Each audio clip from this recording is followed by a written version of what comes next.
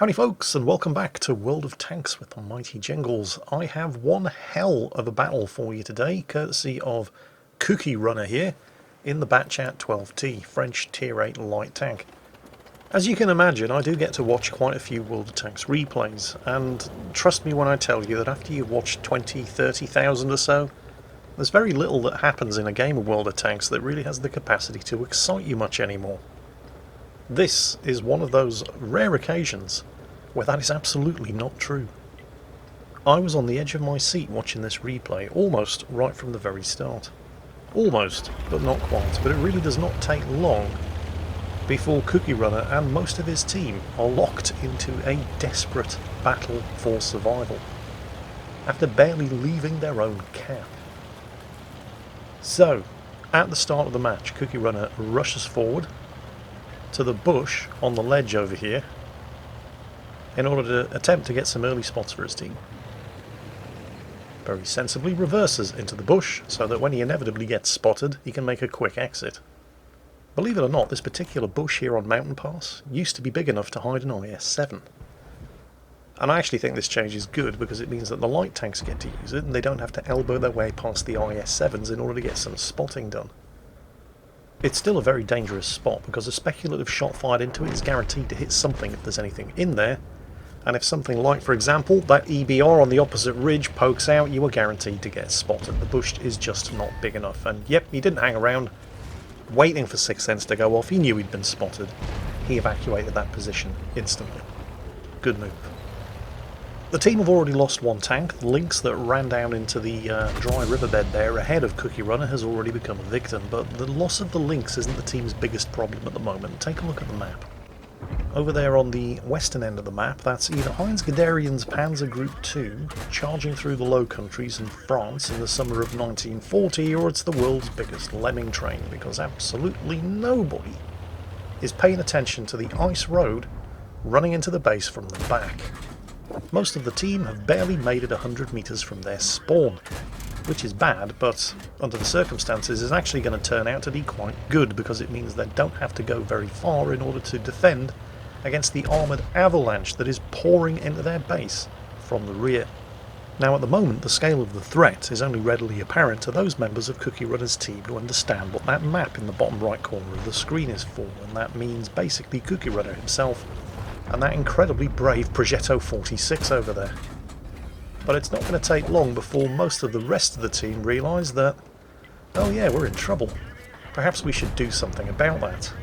It's not going to be a huge amount of consolation to that poor Progetto 46, and he's certainly not going to earn much in the way of credits or experience for it, but his sacrifice has bought the team a couple of seconds at least to get their shit together. And to give them their credit, they are actually reacting to the threat now that they can't ignore it anymore. Cookie Runner, meanwhile, using the time wisely, while he was busy reloading to get himself safe, chase down that EBR and make sure he couldn't get away. Having dealt with the EBR, now he's reloading again, and the rest of the team are trickling back in to deal with the invaders in the camp. The EBR that Cookie Runner killed, however, is still the only enemy tank that his team combined have managed to knock out so far. They're down 4 tanks of their own, and they're fighting outnumbered against enemy tanks in their own camp. So the situation is far from resolved. In all the panic and confusion, Cookie Runner actually manages to hit the Panzer 58 in front of him, although I suspect he only hit his gun barrel. They've managed to knock out a second enemy tank, but they're down 5 of their own. 6 of their own. It's not looking too good, is it? I told you this was an exciting match. Well, the immediate threat to the base appears to be contained. Unfortunately, it cost them 6 tanks to do it, and they've only managed to take care of 3 enemies. And while they were all scrabbling to conduct a defence of the base, fresh enemy tanks are pushing up across the bridge. But you know, I do have to give credit to the surviving members of Cookie Runner's team here, because they were a little slow to initially react to the threat to the base, and they did leave a massive gap open for the enemy tanks to push through in the first place. But when the chips are down, they are reacting in all the right ways, so you do have to at least give them credit for that. LT-432 there is a one-shot kill for the IS-3 if he can get his gun around. Cookie Runner has just reloaded. A little bit too late to save the LT-432, but he is going to manage to get the kill with one further shot on the IS-3. Okay, so for the first time since it feels this game started, Well, the base isn't entirely 100% secure even now. There's a TS5 around there, and by some miracle, Cookie Runner hasn't taken a single point of damage, despite being locked into point-blank range, close quarters combat with what feels like most of the enemy team for the last 3 or 4 minutes. Although it's only a matter of time before his luck runs out, and there it is. The team are still losing, horribly of course, but they're finally starting to make the enemy team pay for it. Although they're going to have to start doing better than just trading kill for kill if they're going to have any kind of chance of actually winning this match. Now 4 of them left against 6 enemies. It's not terrible odds, but it's not good either.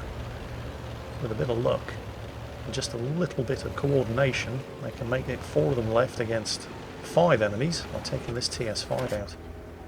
That's the shot. Immobilised him. Don't let him get that gun around. And there's the kill. Nicely done. Right, 4 against 5.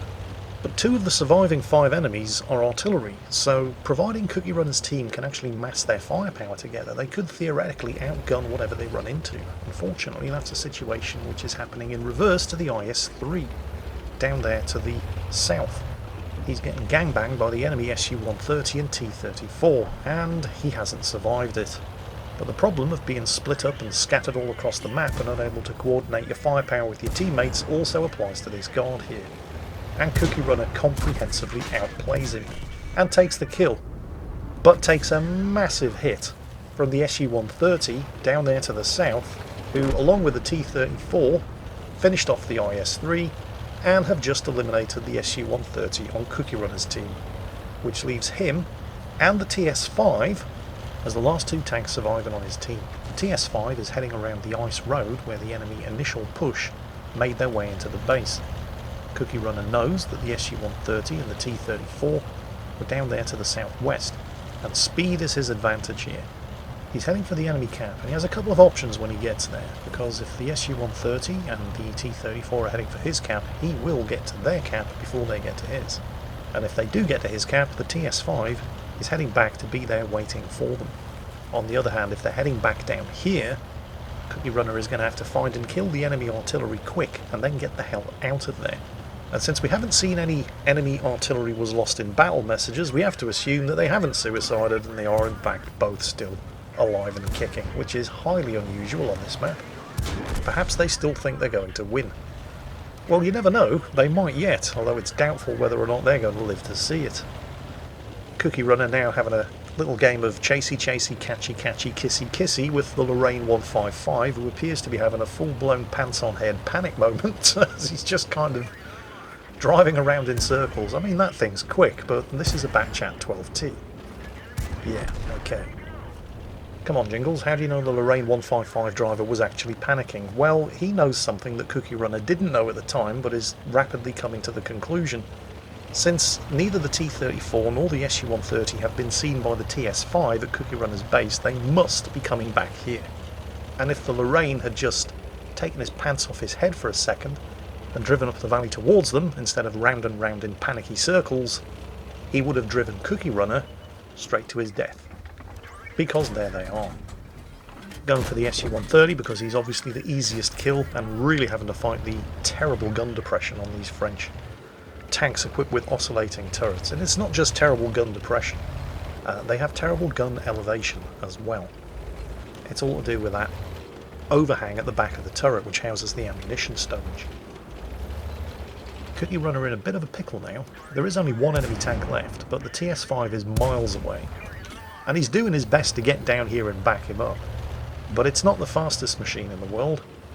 And Cookie Runner only has 88 health left.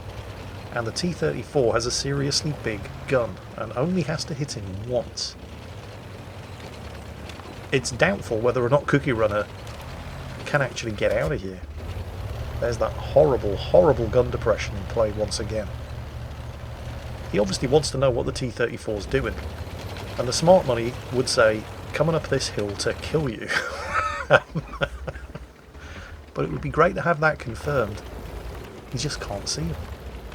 And even if he sees him, he's highly unlikely to be able to do anything about it. Yet here he comes. Now the thing about the T-34 is it has fantastic gun depression, and is easily going to be able to get a shot off the second Cookie Runner becomes visible. And I think at this point Cookie Runner has decided to take his chances with the cliff. Because if he stays on top of the hill, he's dead either way. Luckily, managed to survive the fall. Some skillful driving there. Now he just has to get the hell out of here before the T-34 makes it to the top of the hill. Ooh, I wouldn't turn that way. There he is. And the TS5 has made it. Okay. Now, if they're going to make it to a spot where they're actually going to be able to get their guns pointed at the T-34 on the top of the hill, they're really going to have to hug the cliff here. Which means they're not going to be able to shoot back, because they both have terrible gun elevation. And the T-34, even though he's exposed there, lovely lower glacis poking out over the edge of the cliff, he's got the gun depression to shoot down, and they do not have the gun elevation to shoot up. I've got to admit, I think at this point the smart play would have been to let the TS5 go first.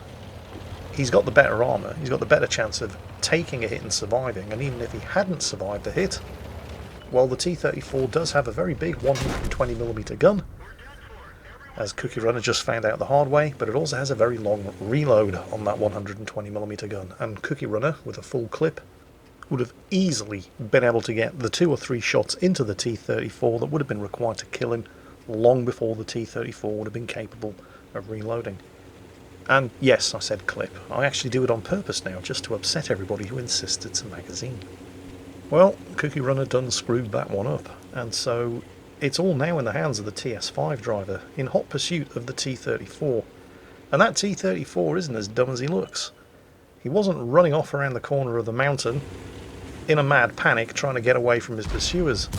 He was putting his tank in the best possible position to take advantage of not just the great gun depression, but also the near impenetrable turret front and gun mantlet, which means he was able to get a good damaging shot into the TS5 and rock his world, and the TS5, despite technically having a superior gun, was unable to do any damage in return.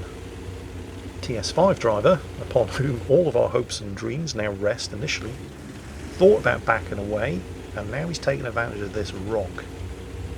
What he's basically doing here, he's trying to troll that T-34 into taking a shot and eating it with his tracks, so he can pounce on his repair kit and then run out and get into a position where he can actually take a shot that's going to do some damage, while the T-34 is enduring its very, very long reload. But like I said, the T-34, not quite as dumb as he looks, and he refuses to fall for it, right up until the point where he does. And like I said, the T-34 does have a kind of long reload, and the TS5 does not. And that, by some miracle, actually ended up being a win. Thanks, of course, in no small part to the TS5, who picked up when Cookie Runner fumbled the ball and didn't panic and did exactly what he needed to in what were undoubtedly highly stressful conditions in order to secure the win. But still, that was definitely Cookie Runner's game, with 8 kills, the Radley Walters medal, an Ace Tanker badge, and of course the Top Gun, in the Batchat 12T, here in this all Tier 8 battle on the Mountain Pass map. That's it for today. Hope you enjoyed it, and as always, take care, and I'll catch you next time. Haha! Surprise kitten clip. Yeah, you all thought I'd forgotten. I don't think so. There's Akazuki. We collect her in 2 days and take her home for good, and I can't wait. So, yeah, right, that's it. We're definitely done this time. Go on, shoo. Nothing further to see here.